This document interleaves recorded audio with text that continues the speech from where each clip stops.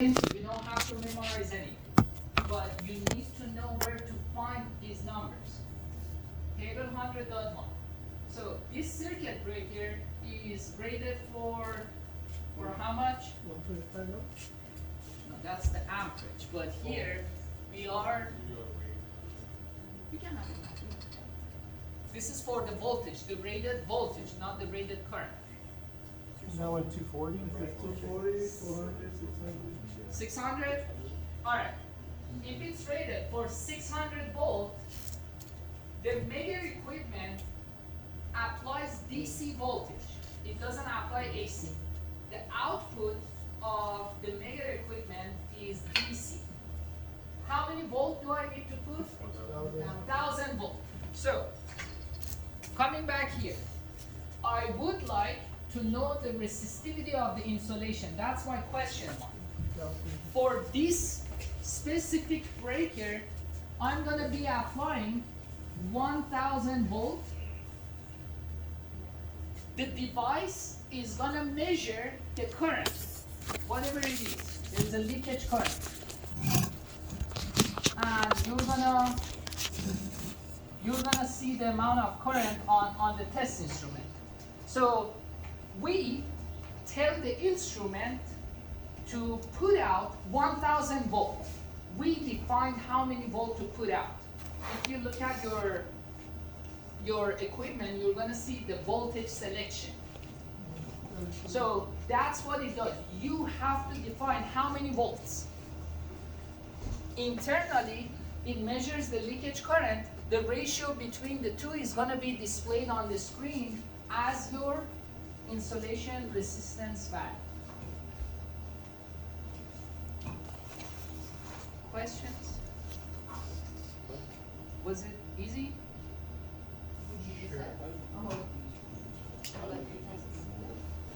Now, all of you are the master of Meyer. I mean, I may add a couple of more details, but now you know 99% of the information about Meyer. Why is the ground just a stick? What? Oh, I didn't see it.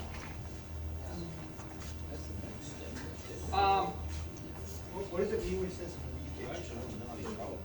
I'm gonna explain that in more details, but let's put a stop. I know for some of you it's too much information. We're gonna continue our conversation next time. And what I want you to do, ignore the blue lead. So that's not ground, that's guard. Disregard it, don't connect it, don't worry about it. Just treat it as a simple DC system. Red is positive, black is negative. Just two wires. The other question that I would like to ask, because you didn't ask, I told you, you have to ask me questions, otherwise I'm going to ask you questions. You're going to apply the voltage. How many volt? I don't know, table 100.1, go look it up. What should be my outcome? After you perform the test, the result is going to pop up on the screen. Is it going to be low, high, good, not good, so? How do we know? 100. Recommended. Again, recommended. This is what's recommended by NIDA MTS. The customer says, I don't care about NIDA MTS. You have to follow my own numbers. That's fine. But if you don't have manufacturer published data, if you don't have the customer specification, this is what NIDA MTS recommends. Minimum insulation resistance reading for 1000 volt rated circuit breaker should be 100 megohms. If you are above that number, good. If you are below that number, write it up in your report. So we are following NIDA MTS. What percentage would be of bad burn? Above this number, below this number. Below.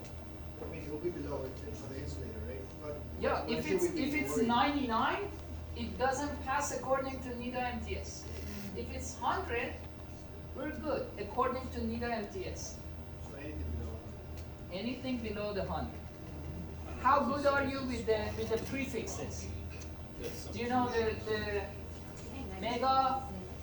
Even if you spawn on it. So, again, I don't expect you to learn everything, but for the purpose of this class, you're gonna hear kilo, mega, giga, and tera. So I expect you to know the conversion between these.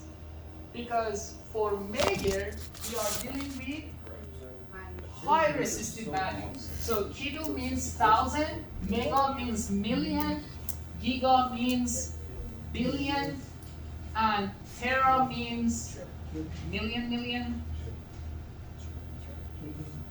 10 to the power of 12. So those zeros. But in NIDA MTS, the reference being used for measure is in megohms. Okay? So megohms. If you have the reading in gigaohm, for example, you are reading gigaohms. 1 gigaohm, it's gonna be 1,000 megohm. Mega is capital M, milli is a small m. If you are reading 1 teraohm, 1 teraohm is going to be 1,000 gigaohm, which is a million megohms. So, everyone feel comfortable with the conversion of the units? If you want, I can go through some examples, but I just want to make sure you understand the concept of conversion, because we're going to do that. You may read gigaohm on the screen. You need to convert it to megaohm. So nothing crazy, but I want to make sure everyone understands the unit conversion. The best way that helps me out is, are we going to the big units? Because bigger unit means a smaller number, and vice versa. So from giga, the bigger unit, to smaller unit. Giga is bigger than the other PDF. So giga is a larger unit than mega. So when you convert from giga to mega, this one is larger unit. So the associated number should be smaller. Here, mega is a smaller unit, the associated multiplier should be higher. So it's like a seesaw. So if your unit is larger, your number is smaller. And here your multiplier is larger, your unit is smaller. So that's the best way which helped me through school, but you can look at it in many different ways, see which one works best for you. Same here. Tera is a larger unit than giga. Tera is larger than giga. That's why the associated number, when you have the equality sign, the associated number for tera is bigger, 1 is smaller. 1,000 is a larger number, giga is a smaller unit, and so on and so forth. If there is any question with unit conversion, let me know. I can show you some examples. So far, so good? Yeah. You're not overwhelmed or anything, right? My promise to you was keep it simple, easy to follow. So if I go too fast or you don't understand something, let me know. We're gonna do Mega and VLRO for the rest of the semester. Yes, sir. Can you just say tera ohm is a mega ohm? Just kidding. Tera is not a mega. A million's a meg. Yeah. I was just kidding though. Millions, I was just kidding. Mega, yeah. Can you say mega? That's right. Okay. So unit conversion already posted on Canvas. Now, equipment pre-check. Let's do some pre-checks, okay? When you want to perform a test, are you going to run the test quickly and get paid, go home and relax? Or you wanna check your test instrument, make sure it is working as expected, and then run the test. This. Alright. When you start your shift, you don't know if your test equipment runs properly or not, right? So you have to do some pre-checks. So it has nothing to do with your test instrument, it's about the mega unit itself.